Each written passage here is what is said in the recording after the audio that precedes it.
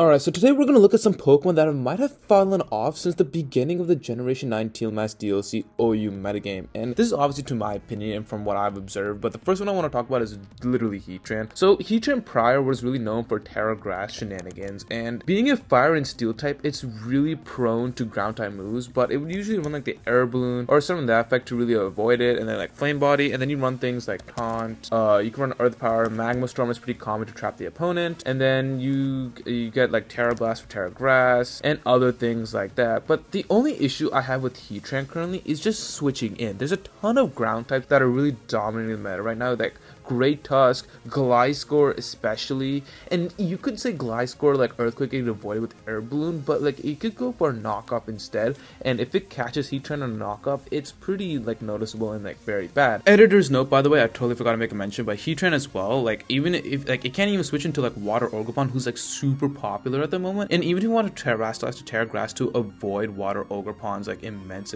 where's Water Ogerpon? Yeah, right, like even if you want to Terra Grass to avoid Water Ogerpon's like IV Cudgel, you're making a defensive Pokemon be reliant on Terrastallization for it to be good, and even if it switches to Terra Grass, one, it can be countered by other like meaningful Pokemon who can come in and do either neutral damage or just high efficiency damage. For example, things like Dragonite could do even more damage, Dragapult as well now. You got things like the Cinderace now who can hit it with a Pyro Ball if it's not Flash Fire, and the same meta threats of like Great Tusk Ice Spinner, that's also a thing. Enamorus as well can do like heavy damage now because it's not a steel type, so it also leads up to more vulnerable positions if it has to keep Terra Grassing to avoid Water Ogerpon's attacks, which also makes it a bit difficult in the metagame. But anyways, let's get back to the original video. Garchomp right now is also really good with Scale Shot, so theoretically it could take out the Air Balloon shenanigans that it wants to do, and being a dragon and ground type, it does resist Magma Storm pretty well, and Terra Blast, it's kind of neutral because of that dragon typing, so Garchomp is still pretty relevant, and by the time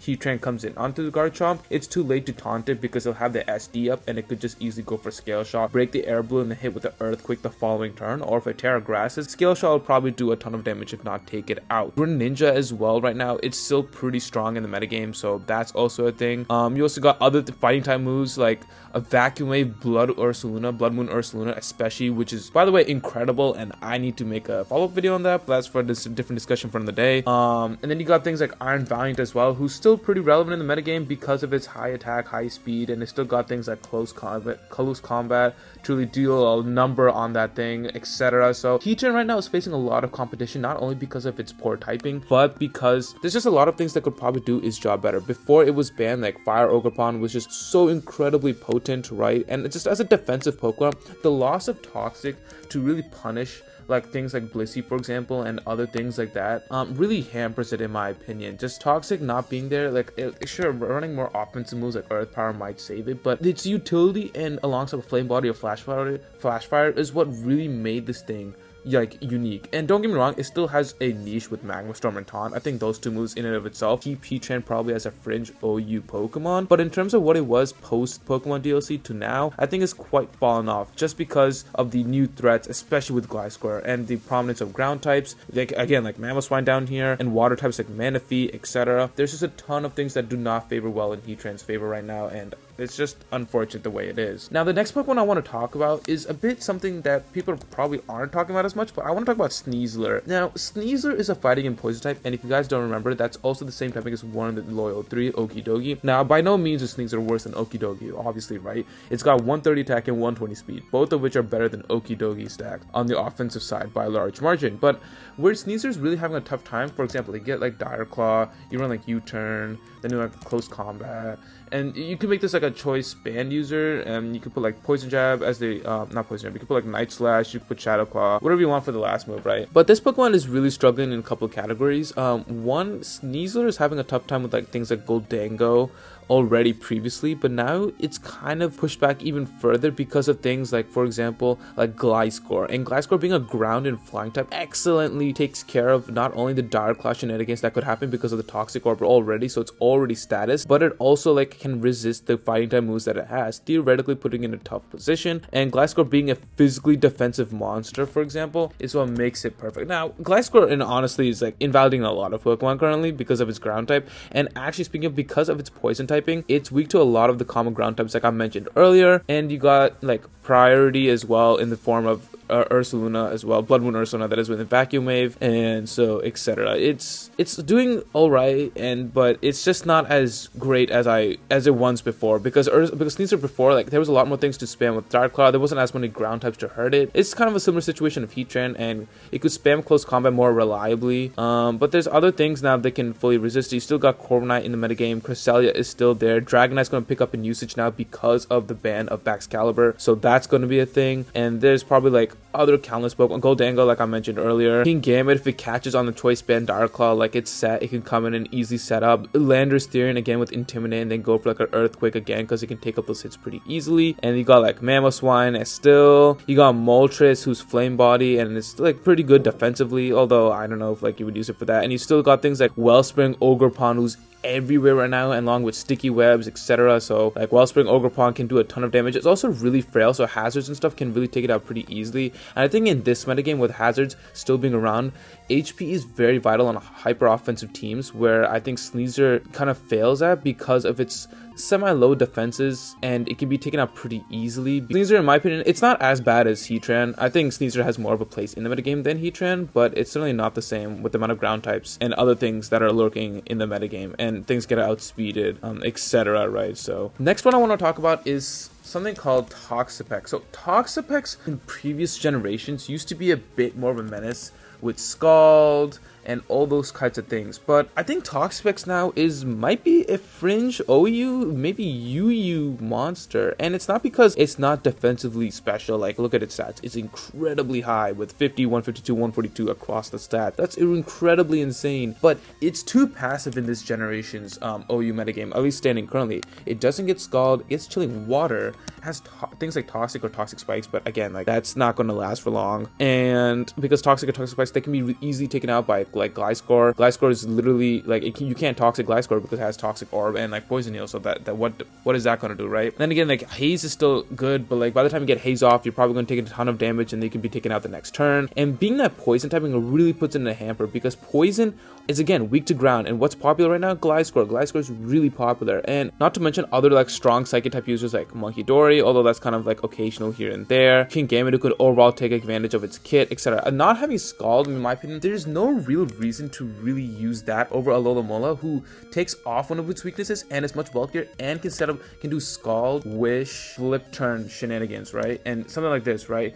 And this is obviously way better than like whatever you want to do with like Toxapex, because Toxapex getting that additional weakness, sure, it has Regenerator, but like Baneful Bunker might be nice, but again, like, it's just too passive in this generation's metagame right now. Not having Scald really hurts it, because it can't put that like pressure on the offensive side to at least get the burn, or at least deal some chip damage. Chilling Water is not that great compared to just Scald right now. Like, I don't know, like Toxapex, like, in my opinion, like, it could be a bit better. Like, there's just really no good reason to use it over Alola. Alola's got Scald, Wish, Flip, Turn, Protect. It essentially does the same thing as Toxapex, and it's just a higher HP, and it's still got defensives. Like, you just do something like this, invest in both sides, and you can do like Boulder Calm, for example, whatever you want, and then like Heavy Duty Boots or like Rocky Helmet and Regenerator, right? So the idea is you put a Wish, Flip Turn, you can do Scald, etc. You can do Flip Turn, Wish shenanigans into like Blood Moon Ursaluna, which is far superior than what Toxapex could do. So as an overall bulky water type right now, I think Alola just does its job better, and it's just unfortunate how things are playing right now for Toxapex. I think it'll be down in UU or maybe a fringe OU monster, but like it'll probably be like 42, maybe 40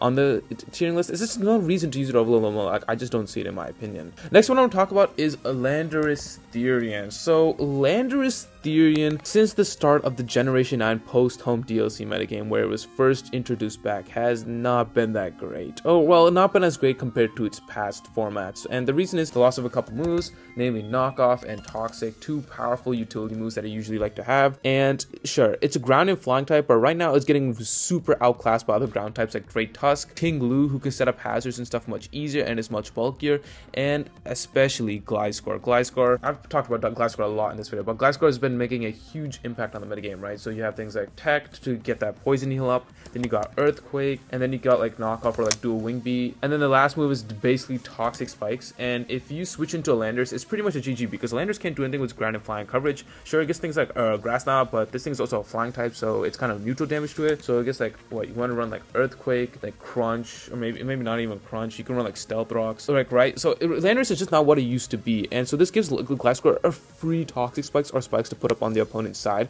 which can be a hassle to deal with, which means Landorus will have to switch out into something else, and that gives Gliscor a free opportunity to either go for a knockoff, poison another opponent, or Earthquake off a poison type user who wants to get rid of the toxic spikes, or a steel type user who wants to avoid the toxic spikes, unless they're again air balloon like Goldengo. But then again, you could also go for knockoff, right? So Gliscor literally counters Landorus in every which way, and is overall right now a superior ground and flying type. It has knockoff, it has Earthquake, like knockoff especially, something Landorus does not have. And even though Intimidate is a really strong ability, Poison Heal plus Toxic Orb allows it to not only not be statused, but also heal itself every turn, which honestly is like right now really good. So yeah, Landorus right now is being outclassed by other ground types. It's not now. I don't think it's going to drop down to UU. It's way too powerful to be down in UU.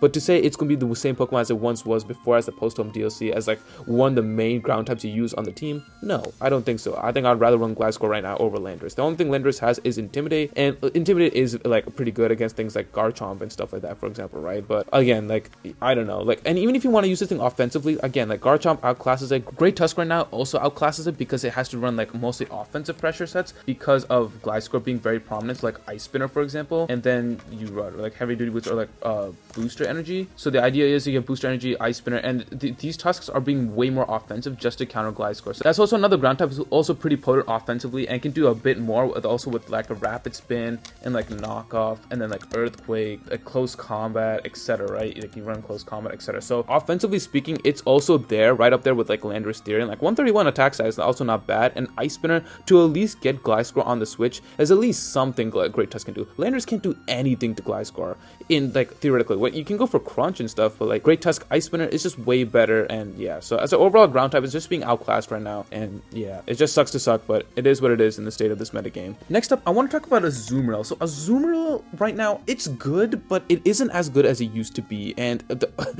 mainly, funny enough, it's probably because of a little, oops, not a little Dinklet, oops, Alomomola and Ogerpon. Ogerpon, especially Wellspring Mask, which is swelled up in usage extensively over the past couple days. Water Absorb obviously negates like Aqua Jet huge power or Liquidation huge power. So Play Rough is still there, right? You got things like Play Rough or like Knockoff or like whatever, or Superpower, right? Those are pretty valid moves, or even Ice Spinner. Those are pretty valid moves, but again, like to having not even to have its strongest coverage not into its play really does hurt it. And again, most of these Azumarill are either huge power or Belly Drum, and Belly Drum is a bit more iffy, but Choice Band is usually the one that's usually being run. And if you're Choice Band, it's easy to lock into like a water type move, and things like a Lolomola or Ogerpon can easily come in, eat up those hits for days. And you could go for like Play Rough or Ice Spinner, but Ogerpon can still come in, take a hit, and then because it's locked into like Choice Banded, like Play Rough or Ice Spinner, it outspeeds easily. Base 50 speed is nothing, so Ogerpon can just go for like a Horn Leech and stuff like that. Ogerpon extensively counters it right now. Now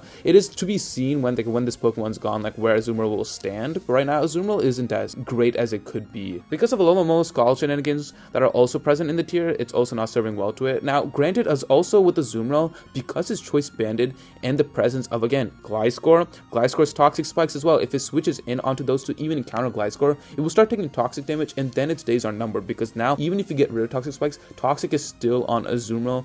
That can do a ton of damage to it, which is very unnecessary for a Pokemon of Azumarill's stature that it wants to take, because it really wants to be the hard hitter, but the less HP it has, the more easier it is to switch into like Ogerpon, for example, and just like take it out with like a Horn Leech, because its bulk will start to diminish away. Even though it's got a great 100 HP stat, 80 and like 80 splits, like the sooner its HP is gone, dwindled with Toxic Spikes or anything else like that, it's going to be over. And especially with the Lolomola, because I've had Scald, if Scald gets the burn chance, Azumarill is done for. And like even if you play Rough for Ice Spinner, like Choice Banded are very common right now. You could run something like Belly Drum, but again, once you commit to Belly Drum, that's where Azumarill stands, and you have to just commit to Belly Drum all the way. Belly Drum isn't bad, but then it restricts Azumarill, and it's really in, and that you can find easy ways to then counter it. Because again, like Belly Drum, Citrus Berry, huge power, you could switch into something that could just easily take it out, Terrastalize, etc. There's always going to be things to take care of it. Ogerpon still, even if it goes, because Ogerpon negates its water type advantage of like Aqua Jet and Liquidation, etc.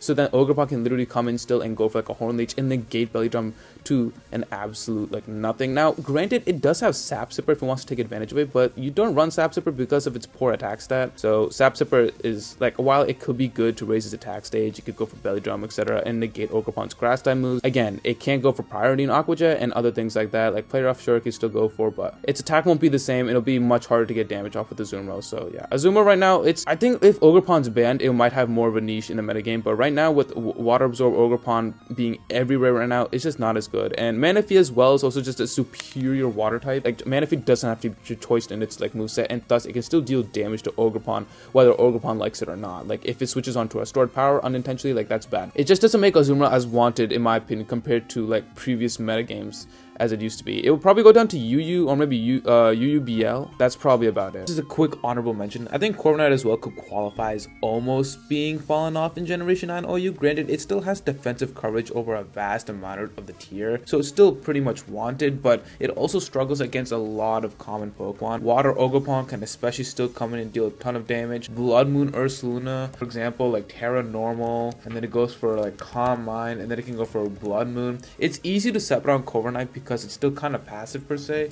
and especially for special attackers as well who can really take advantage if he wants to do like Iron Defense bulk up, which doesn't really serve purposely well. And again, I know you guys are gonna bring up Defog, but Defog isn't just as good right now, because Defog, like off of Corviknight, it brings easy counterplay for like Goldango to come in, and we already know the story with that. Goldango's gonna come in, fire off a Shadow Ball, or go for a Make It Rain, or go for a Nasty Pot if it switches out, etc. There are a ton of things that go in favor of Corviknight in this metagame, but I feel like there's also a ton of things that also go against Corviknight in this metagame, if that makes sense. But I don't think it's really fallen off. It's just in a weird situation where it's usable, but it's also like not usable. I don't know. I don't know. That's just my personal opinion on it. Let me know what you guys think in the comments below. I feel like I don't really have a better assessment of Corviknight. Other than that though, these are basically the 5 to 6 Pokemon that I think are kind of fallen off since the start of Generation 9, namely probably Toxapex, Heatran, and like maybe Landorus, actually, like these three. Azumarill as well. Sneasler not so much. But anyways, if you guys enjoyed this video, be sure to subscribe for more competitive content just like this. I make a lot of competitive Pokemon content, and I would really appreciate if you guys would let me know by subscribing if you guys want more content just like this. We're almost at 10K as well, and also the support recently has been really insane. I can't thank you guys just enough. Like the support on that Gliscor video was nuts. I've never seen anything like that in such a long time. So thank you guys so much. If you guys wish to support me even further, you guys can join the membership on YouTube or join the Patreon. It's not required, but if you guys want to support me even further, that would go a long way. Comment down the mouse emoji if you guys made it this far. Join the Chompy Discord. It's free. Links are in the description down below. We have an awesome Pokemon community there. We discuss a lot of Pokemon, whether from memes to Pokemon or competitive Pokemon, etc. Like our Discord is amazing, and we meet a ton of amazing people. And yeah, that's about it from me. Let me know in the comments below again, like what do you guys think are underrated? Am I overreacting? Am I properly rating them? What are some other Pokemon that you want to be seen that were actually falling off that I didn't make mention of it? Let me know in the comments below, and I'll see you guys in the next one. Thanks for watching as always.